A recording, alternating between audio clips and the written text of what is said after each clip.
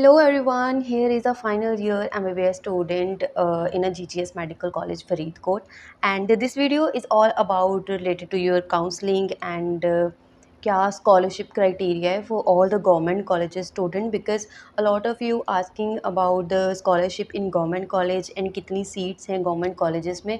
इससे पहले I'll just cover the video related to a semi government college, उसके अंदर क्या income है, क्या आपकी स्कॉलरशिप का क्राइटेरिया है, कितनी सीट्स हैं हर एक कॉलेज में, और कितनी जो है वो जो फ़ीस है उनकी वो मैंने बता दी है. पंजाब के जितने भी गवर्नमेंट कॉलेज हैं वो लाइक कि बाबा फ़रीद यूनिवर्सिटी के अंडर आते हैं, तो जैसे-जैसे वहाँ पे जो हमें नोटिफ़िकेशन मिलता रहेगा वैसे-वैसे मैं आपको वो सब कुछ बताती रहूँगी यहाँ वीडियोज़ के थ्रू. तो चैनल को जिन्होंने सब्सक्राइब नहीं किया है वो सबसे पहले तो सब्सक्राइब कर लो, बिकॉज़ यहाँ मैं आपको फुल गाइडेंस देने वाली हूँ काउंसलिंग के रिलेटेड. जैसे ही काउंसलिंग स्टार्ट होती है, कैसे करना है, कैसे नहीं करना है, कैसे चॉइस फिलिंग करनी है, लाइक एवरीथिंग आपको फुल डिटेल्स में बताया जाएगा. चॉइस फिलिंग कैसे फिल करना है, बिकॉज मोस्ट ऑफ यू सब कुछ करने के बाद चॉइस फिलिंग में आके कुछ ना कुछ गड़बड़ कर देते हो. Last year a lot of student did that, and इस बार बिल्कुल मत करना, बिकॉज इतनी मेहनत करने के बाद अब फाइनली कुछ ना कुछ मिलने वाला होता है तो उसमें आप गड़बड़ करके सब कुछ ख़राब कर देते हो, राइट. तो चैनल को सब्सक्राइब कर लेना. एंड अब हम स्टार्ट करते हैं कि क्या स्कॉलरशिप क्राइटेरिया है और कैसे कैसे आपने प्रोसीड करना है.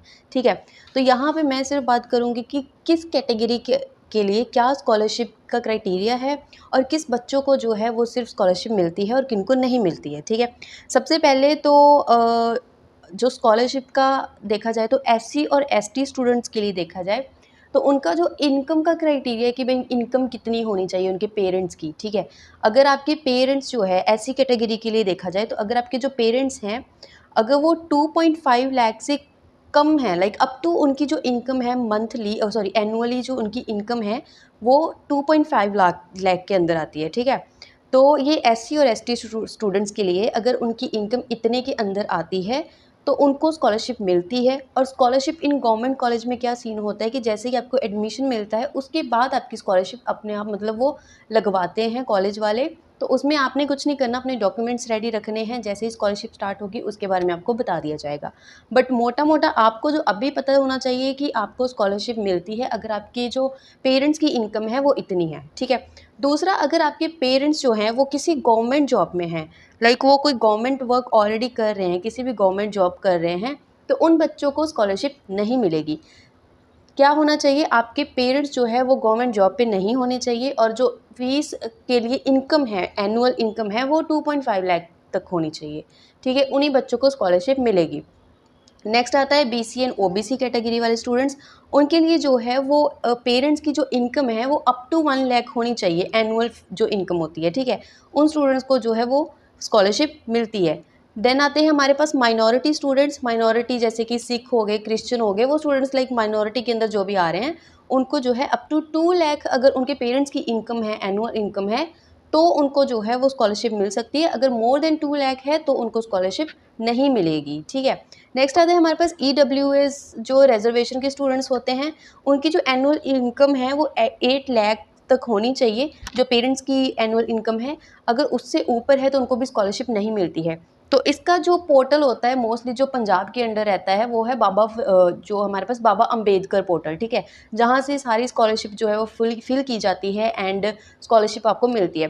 तो इसका साफ साफ मतलब ये है कि एमबीबीएस में ये स्टूडेंट्स के जो क्राइटेरिया फॉलो करते हैं उनको तो कोई फ़ीस देने की ज़रूरत नहीं है, उनको कुछ नहीं करना पड़ता, उनको स्कॉलरशिप मिलती है. स्कॉलरशिप आपकी जो है वो गवर्नमेंट को एज अ फ़ीस जो है वो बाद में सबमिट करवा दी जाती है. सो I think that's all in this video regarding your all the fees doubts. And in the next video just हम बात करेंगे सेमी गवर्नमेंट कॉलेजेस की क्या कट ऑफ है and everything. And one more doubt जो आप सबका है कि जो बीसी स्टूडेंट्स होते हैं, बीसी स्टूडेंट्स का जो सर्टिफिकेट का काफ़ी पंगा चल रहा है कि क्या जो डोमिसाइल होते हैं उनको भी, जो पंजाब डोमिसाइल वाले बीसी हैं, उनको भी वो सर्टिफिकेट लाइक रीन्यू करवाना है या नहीं करवाना है, बिकॉज ऑल इंडिया कोटा वालों को तो बोला गया है रीन्यू करवाने के लिए. तो मैं आपको ये बात बता दूं, फॉर अ सेफ साइड आप भी अपने वो सारे डॉक्यूमेंट रीन्यू करवा के रख लो क्योंकि नहीं पता क्या हो जाए आगे। अभी बहुत टाइम है, you have a lot of time कि अभी आप उसको करवा के रख सकते हो। तो अभी अभी आप फॉर अ सेफ साइड उसको करवा लो। जिनको नहीं बोला गया वो भी करवा के रख लो, क्योंकि आगे कुछ नहीं पता होता कि ये लोग क्या फ्लिप कर दें, क्या चेंज कर दें। तो इससे पहले अभी अभी डॉक्यूमेंट्स, गवर्नमेंट डॉक्यूमेंट्स होते हैं सारे, टाइम लगता है उनको, तो अभी अप्लाई कर दो और अभी से सब कुछ कर लो, right. So that's all in this video, and channel को सब्सक्राइब कर लेना। और अगर आपको कोई डाउट है कमेंट सेक्शन में पूछ लो। If you want to ask something personal doubt, then आप मुझे इंस्टाग्राम पे मैसेज कर सकते हो और ईमेल कर सकते हो, which I already mention in the description box. And thank you so much and all the best, bye.